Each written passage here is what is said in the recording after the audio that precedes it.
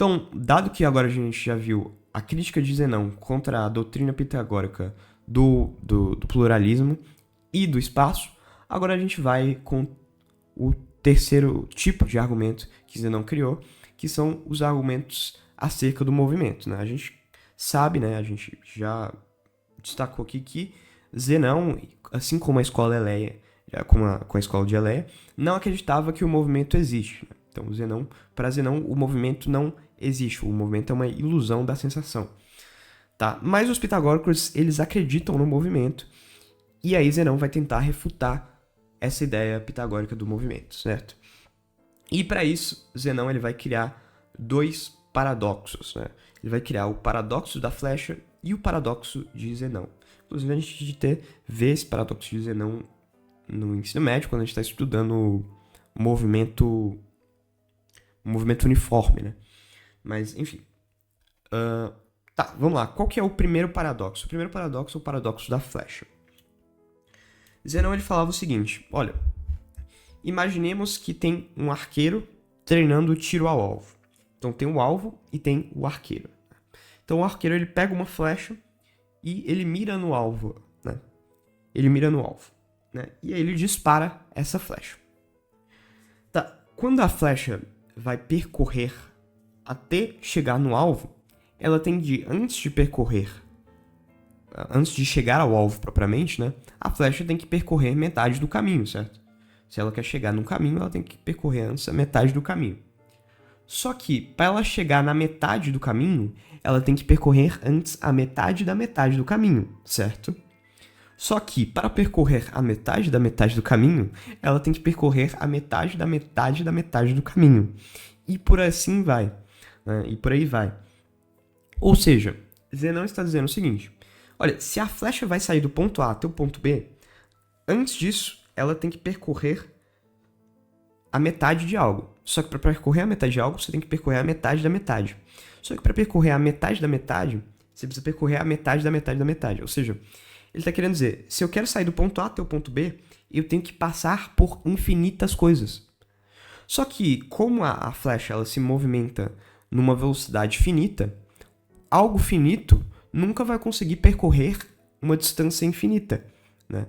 Ou seja, a flecha, teoricamente, nunca sairia do lugar. E, portanto, quando a gente pensa que a gente vê a flecha saindo do lugar quando um arqueiro atira, na verdade aquilo é uma ilusão, segundo Zenão. Ou seja, Zenão está querendo dizer que a flecha, na verdade, nunca saiu sequer do arco do arqueiro, né? A flecha nunca se movimentou, o movimento não existe para Zenão. Então, ele está dizendo basicamente, essa argumentação, simploriamente falando, é basicamente dizer que entre A e B existem infinitos em uma distância infinita, né? Por quê? Porque para os pitagóricos, o espaço ele é infinito, né?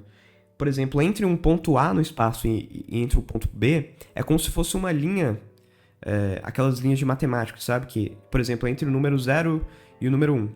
Então, entre o número 0 e 1 existem infinitos números. É como se fosse isso no espaço, entendeu? Ou seja, se eu quiser tentar percorrer essa linha, eu nunca vou conseguir, porque essa linha ela é infinita. Existem infinitos números entre 0 e 1.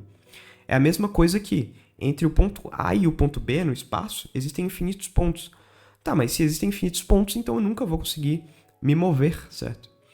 Ou seja, ele está atacando aquela doutrina pitagórica do movimento. Ele está dizendo, olha, é impossível você conciliar a existência de um espaço que seja infinito e um espaço e a existência do movimento, certo? Ou seja, uma coisa não se concilia com a outra. Então, com isso, ele tentou provar que os pitagóricos estavam errados acerca da doutrina do movimento, né? Em acreditar que o movimento existe.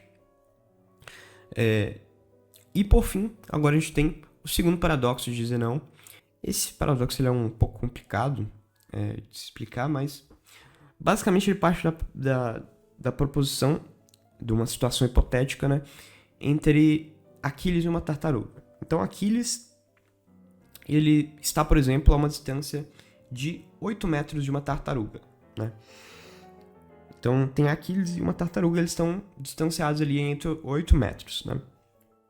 E aí a tartaruga vira pra Aquiles e fala: Aquiles, eu vou ficar parado aqui. Eu tô a uma distância de 8 metros de você e tal. Eu vou ficar parado aqui. Só que você nunca vai conseguir chegar até onde eu estou. Você nunca vai me alcançar. Por quê? Suponhamos que Aquiles comece correndo a 4 metros por segundo. Ou seja, a cada 1 segundo ele corre 4 metros. E que a cada segundo que se passe, a velocidade de Aquiles seja dividida por 2. Tá.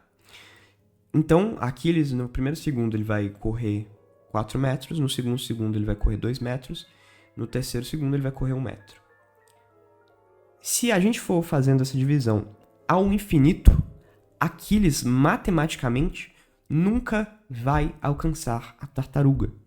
Por quê? Se a distância entre eles é 8, e se eu for somando 4 mais 2, mais 1, mais 0,5, mais 0,25, mais 0,125 e por aí vai, eu nunca chegarei a 8. Por incrível que pareça. Nunca vai chegar em 8. O máximo que eu vou conseguir chegar vai ser 7,999. Mas Aquiles nunca vai chegar no 8, porque os números são infinitos, certo? Ou seja, se eu for somando ali a velocidade de Aquiles, a distância percorrida, perdão, por Aquiles, infinitamente, eu vou chegar muito próximo de 8. Eu vou chegar em 7,999999999 por aí vai. Só que nunca vai alcançar o 8.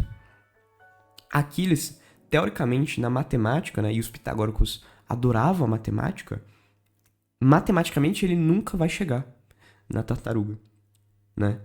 Ou seja, a doutrina pitagórica mais uma vez se demonstrava falha. Por quê? Se os pitagóricos acreditavam que as coisas são números, que as coisas são matemáticas, então a doutrina do movimento não pode ser aceita também pelos pitagóricos, porque a doutrina do movimento ela é contraditória à doutrina dessa questão das coisas serem matemáticas, das coisas serem números, né? Porque numericamente, matematicamente, é impossível que o movimento ocorra, né? Porque a gente pode levar esse exemplo de Aquiles para qualquer coisa, para qualquer movimento, dizia Zenão. Ou seja, se a gente levar isso para qualquer movimento, então nenhum movimento, no final das contas, vai existir. E assim, Zenão pretendeu refutar o movimento, a doutrina do movimento dos pitagóricos, né?